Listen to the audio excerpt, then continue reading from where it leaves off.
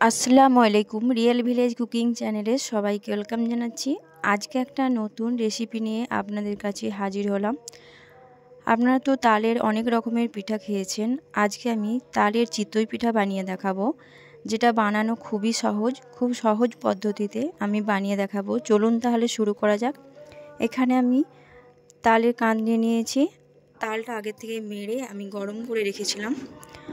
নিয়েছি এখানে 4 টেবিল চামচের মতো। এবার এর মধ্যে আমি দিয়ে দেব 2 টেবিল চামচ চিনি। আপনারা যদি বেশি মিষ্টি খেতে পছন্দ করেন সেক্ষেত্রে চিনির পরিমাণটা বাড়িয়ে নেবেন। আর দিয়ে দিচ্ছি হাফ বাটি পরিমাণে দুধ। দুধটা আমি আগের থেকে জাল দিয়ে রেখেছিলাম। দুধটা এখন ঠান্ডা আছে। ভালোভাবে মিশিয়ে নেব। খুব ভালোভাবে চিনি এবং তাল ভালোভাবে মিশিয়ে নিতে হবে। অনবরত নাড়াচাড়া করে ভালোভাবে মিশিয়ে নিতে হবে, যেন চিনিটা ভালোভাবে গলে যায়।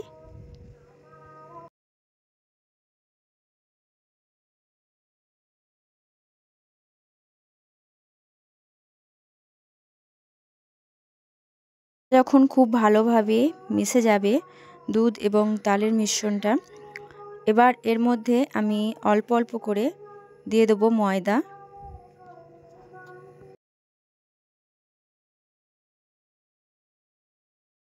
এখানে আমি নিয়েছি 4 টেবিল চামচের মতো ময়দা। এটাকে দিয়ে দিলাম। দিয়ে ভালোভাবে মিশিয়ে নিতে হবে। নাহলে আপনারা চাইলে সবই একসঙ্গে দিয়েও মেশাতে পারেন। এবার আমি চালের আটা দিয়ে দেবো 4 টেবিল চামচের মতো।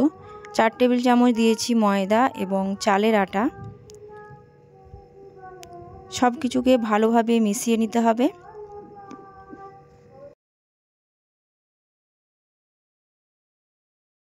খুব ভালোভাবে মেশানো হয়ে গেলে যদি এরকম শক্ত হয়ে যায়, এই পর্যায়ে আপনারা দুধ অ্যাড করতে পারেন।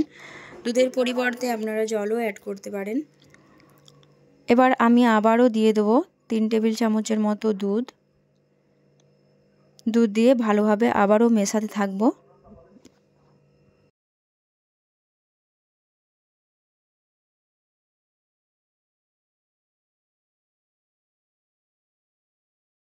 আবারও ভালোভাবে মিশিয়ে নিচ্ছি। যত ভালোভাবে মেশানো হবে পিঠে তত ভালোভাবে ফুলবে এবং ভেতর পর্যন্ত খুব ভালোভাবে হবে, আর খেতেও খুবই ভালো লাগবে।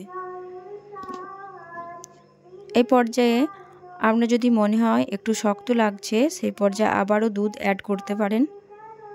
খুব বেশি পাতলাও করা যাবে না, আর খুব বেশি শক্তও হবে না, মিডিয়াম হবে। আবারও 3 টেবিল চামচের মতো দুধ অ্যাড করেছি। দিয়ে খুব ভালোভাবে মিশিয়ে নিচ্ছি। এখানে আপনারা যদি লবণ খেতে পছন্দ করেন, এখানে সামান্য লবণও অ্যাড করতে পারেন। আমি এখানে হাফ চামচের থেকেও একটু কম আমি লবণ দিয়ে দিলাম। লবণটা দিয়ে ভালোভাবে মিশিয়ে নিচ্ছি।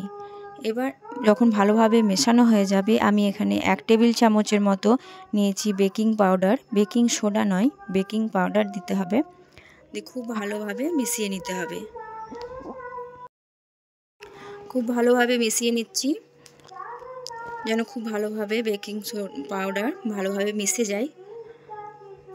যখন ভালোভাবে মিশে যাবে আমি এটাকে এক সাইডে রেখে দেবো। এই দেখুন, ঠিক এই রকম হবে ব্যাটারটা। আমি এখানে একটা প্যান চাপিয়ে দিয়েছি, আর এর মধ্যে দিয়ে দিচ্ছি 1 টেবিল চামচ সাদা তেল। সাদা তেল দিয়ে যখন কড়াটা ভালোভাবে প্যান গরম হয়ে আসবে, এর মধ্যে আমি 1 চামচের মতো ব্যাটার দিয়ে দিচ্ছি। বড় চামচের 1 চামচ দিয়ে দিলাম ব্যাটার। এইভাবে একটু মেলিয়ে দিতে হবে গোল করে। দিয়ে ঢাকা দিয়ে রেখে দেবো। 3 থেকে 4 মিনিটের মতো ঢাকা দিয়ে রেখে দেবো।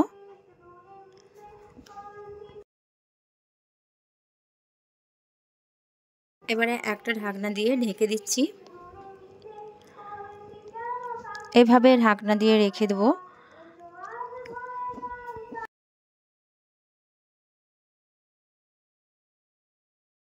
তিন থেকে 4 মিনিট হয়ে গেছে। এবার ঢাকনাটা খুলে নেব। এই দেখুন, পিঠেগুলো খুব ভালোভাবে হয়ে গেছে, ওপরটাও খুব ভালোভাবে হয়ে গেছে। এই দেখুন, এবার এটাকে আমি তুলে নেব। এইভাবে আপনারা সহজেই চিতই পিঠা বানাতে পারবেন। এই দেখুন খুব সুন্দরভাবে হয়েছে পিঠাটা।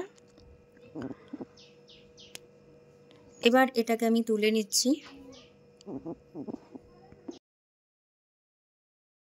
এই দেখুন অসংখ্য ছিদ্রযুক্ত এই চিতই পিঠা, খেতেও কিন্তু খুবই টেস্টি হবে। আপনারা চাইলে এর মধ্যে নারকেলও অ্যাড করতে পারেন, যারা নারকেল খেতে পছন্দ করেন। আবারও আমি আরেকটা বানিয়ে নেব ঠিক একইভাবে। 1 চামচের মতো দিয়ে এইভাবে গোল করে নিচ্ছি। একটা ঢাকা দিয়ে দিচ্ছি 3 থেকে 4 মিনিট।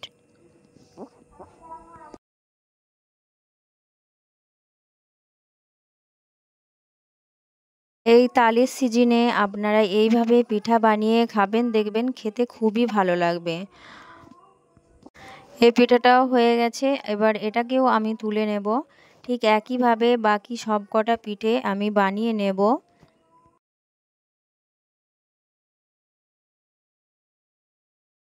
এই দেখুন গরম গরম এই তালের পিঠা, খেতে তো খুবই ভালো লাগে। তাহলে দেখলেন তো বন্ধুরা কত সহজে এই তালের চিতই পিঠা বানানো যায়। খুব অল্প টাইমের মধ্যে হাতে রেখেই বানিয়ে নিতে পারবেন এই তালের চিতই পিঠা। ঘরে থাকা সামান্য উপকরণ দিয়েই সহজেই বানিয়ে নিতে পারবেন। এই দেখুন আমি 4টি বানিয়ে দেখিয়েছি। আপনারা পরিমাণে বেশি বা কম বানাতে পারেন আপনাদের পছন্দ অনুযায়ী।